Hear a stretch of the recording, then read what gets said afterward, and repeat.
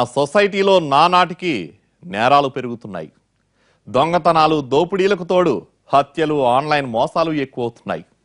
ఓ కేసును పరిష్కరించేలోపు మరో 4-5 పుట్టుకొస్తున్నాయి. అలాంటి పరిస్థితుల్లో ఓ కొత్త కేసు పోలీసులకు సవాల్ విసిరింది. అదేంటి, ఎలా పరిష్కరించారు?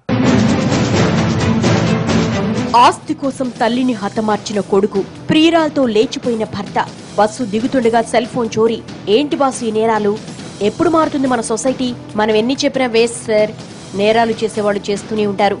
జైళ్లు నిండిపోవడమే తప్ప ప్రయోజనం కనిపించట్లేదు అన్నాడు కానిస్టేబుల్ దుర్గారావు. ఇంతలో ఎస్ఐకి ఎవరో కాల్ చేశారు. హలో, ఎక్కడా? ఓకే, వస్తున్నాం అంటూ బయలుదేరాడు ఎస్ఐ. సార్, మీరు కాఫీ పూర్తిగా తాగలేదు అని దుర్గారావు అనగానే, నో వెరీ అర్జెంట్, పద అన్నాడు ఎస్ఐ.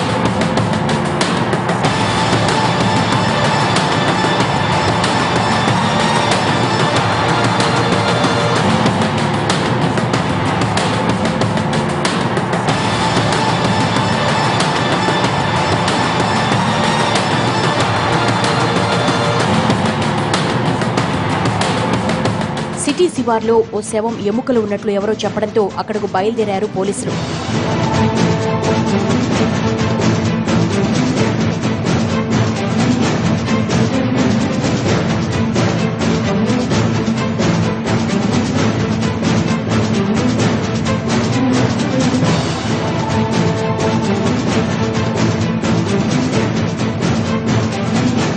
ఘటనా స్థలానికి వెళ్లిన పోలీసులు ఆ ప్రదేశాన్ని క్షుణ్ణంగా చూశారు.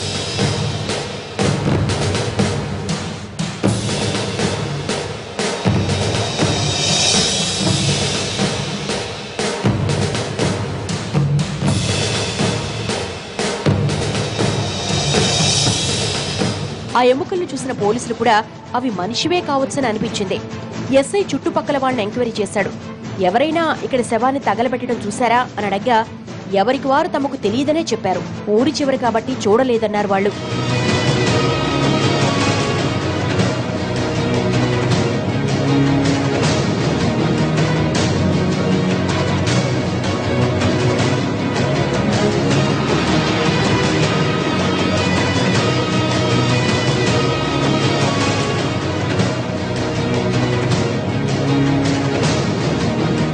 దుర్గారావు, ఈ ఎముకలు ఎవరివో తేల్చాలంటే ఫోరెన్సిక్ ల్యాబ్కు పంపాల్సిందే. ఆ పని చూడు అంటూ ఆర్డర్ ఇస్తాడు ఎస్ఐ.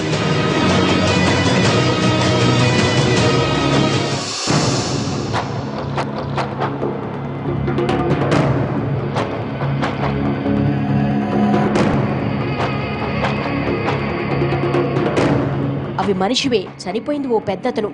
మా అంచనా ప్రకారం అతని వయసు 40 నుంచి 50 ఏళ్ల మధ్య ఉంటుంది అన్నాడు ఫోరెన్సిక్ అనలిస్ట్ విజయ్. అతన్ని చంపేసి ఓ వారం అయ్యుంటుందా? ఏ వారం? మా పరీక్షల్లో తేలిందేమిటంటే అతడు చనిపోయి 2.5 ఏళ్లయింది. వాట్? 2.5 ఏళ్ల? ఆ బూడిద కుప్ప చూస్తే శవాన్ని ఈ మధ్య కాల్చినట్లుంది అన్నాడు ఎస్ఐ. అవును, నేననేది అదే. శవాన్ని కాల్చి 4 రోజులే అయింది. మనిషి చనిపోయి మాత్రం 2.5 ఏళ్లయింది అన్నాడు విజయ్.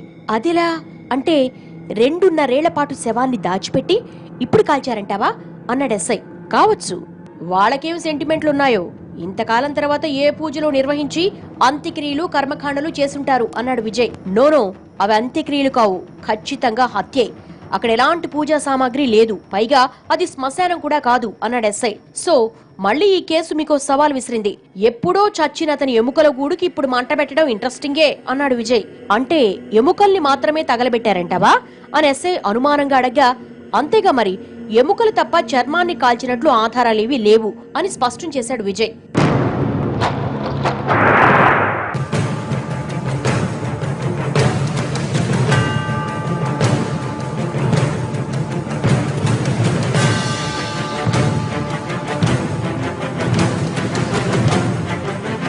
సార్, ఇప్పటికే మనకు చాలా పెండింగ్ కేసులున్నాయి.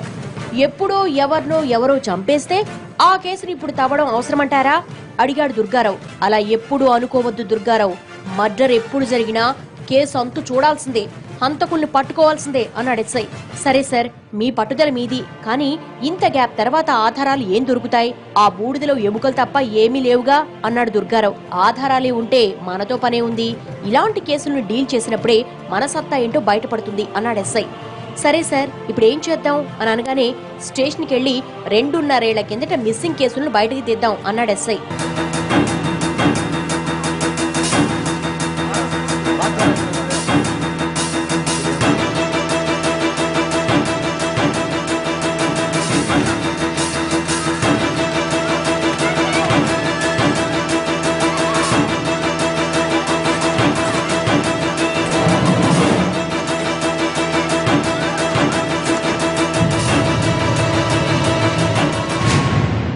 ఏ కేసులోనైనా సాక్ష్యాలు ఆధారాలు అత్యంత కీలకం. అవి లేకపోతే పోలీసులు దర్యాప్తు చేయలేరు, కేసు ముందుకు సాగదు, నేరస్తులెవరో కనుక్కోవడం కష్టమవుతుంది. ఇవాల్టి కేసు కూడా